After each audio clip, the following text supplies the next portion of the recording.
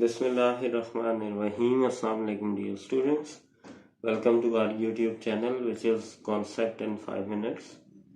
Today our topic of discussion is elasticity of supply. Students, the term elasticity defines the degree of sensitivity. Therefore, elasticity of supply defines the degree of responsiveness of quantity supplies to change in the price of the commodity. मतलब students उसका simple सा ये हुआ कि quantity supply function है price का। अब हमें ये मालूम है कि क्वांटिटी सप्लाई और प्राइस के दरमियान डायरेक्ट रिलेशनशिप एग्जिस्ट करता है। मतलब ये हुआ कि अगर प्राइस में इंक्रीज आएगा तो श्योरली क्वांटिटी सप्लाई में भी इंक्रीज आएगा।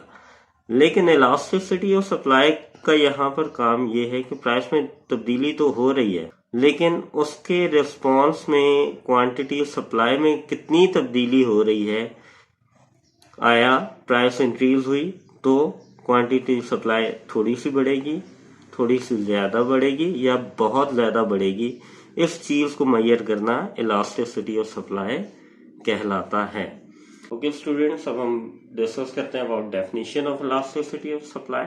तो इसकी डेफिनेशन भी बिल्कुल उसी तरह है जिस तरह इलास्टिसिटी ऑफ डिमांड की डेफिनेशन थी, बस सिर्फ और सिर्फ जहां पर क्वांटिटी डिमांड है वहां पर क्वांटिटी सप्लाई आ जाएगा। तो इसकी डेफिनेशन है the elasticity of supply measures the proportionate change in quantity supply to the proportionate change in price. तो आपको इससे से अंदाजा हो गया होगा कि ये डेफिनेशन हूबहू वैसी ही डेफिनेशन है जैसी इलास्टिसिटी ऑफ डिमांड की डेफिनेशन थी, सिर्फ और सिर्फ क्वांटिटी सप्लाई और क्वांटिटी डिमांड का फर्क है। ओके स्टूडेंट्स, अब हम डेरिवेशन की तरफ बढ़ते हैं। तो ES यहाँ पर लिखेंगे जो कि रिप्रेजेंट करता है इलास्टिसिटी ऑफ सप्लाई को, और ये इक्वल है। डेफिनेशन को बाइफरकेट कर लें, proportionate change in quantity supply numerator में आ जाएगा, to the proportionate change in price denominator में आ जाएगा। अब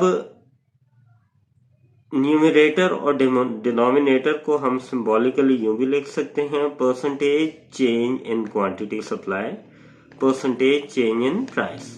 ओके स्टूडेंट, हम बहुत अच्छी तरह से जानते हैं कि percentage change in quantity supply equal होता है change in quantity supply over initial quantity supply into 100।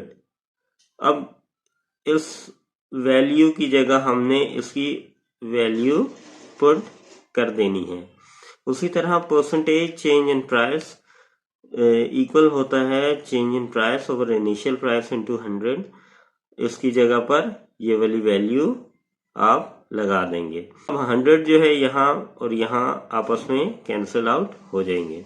अच्छा स्टूडेंट्स, अब जो न्यूमरेटर है और डिनोमिनेटर है इनको अलग अलग करके लिख सकते हैं, और साथ ही साथ ये कि हम ऐसा करते हैं कि पहले हम न्यूमरेटर को लिख लेते हैं change in quantity supply over initial quantity supply, division है यहाँ पे, और उसके बाद डिनोमिनेटर में change in price over initial price given है।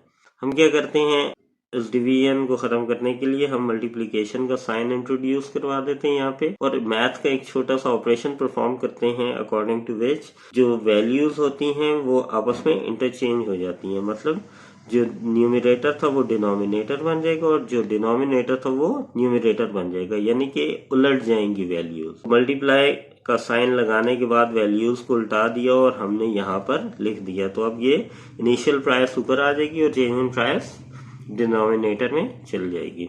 स्टूडेंट्स, अब हमने करना क्या है, यहाँ पर चेंज इन क्वांटिटी सप्लाई है और ये चेंज इन प्राइस है। हम इन दोनों को इकट्ठा लिख लेते हैं, change in quantity supply over change in price, और ये इनिशियल प्राइस और इनिशियल क्वांटिटी को हम इकट्ठा कर लेते हैं, एक फ्रैक्शन में लिख लेते हैं। दरम्यान में मल्टीप्लिकेशन का साइन है वो एज इट इज यहाँ पर आ जाएगा। अच्छा स्टूडेंट्स, ये वाला पोर्शन जो है, दिस पोर्शन, ये portion change in quantity supply over change in price, ये स्लोप को डिनोट करता है, यानी कि प्राइस में तब्दीली आने की वजह से कितनी तब्दीली क्वांटिटी सप्लाई में रिकॉर्ड होगी वो चीज स्लोप को डिफाइन करती है, और ये PI ओवर QI ये इसका बाकी का पोर्शन हो जाएगा। तो तो हम कह सकते हैं कि elasticity of supply is directly related with the slope of supply curve. Okay student, ये था हमारा आज का लेक्चर। अगर आपको ये वीडियो अच्छी लगी हो तो please do like, share and comment, और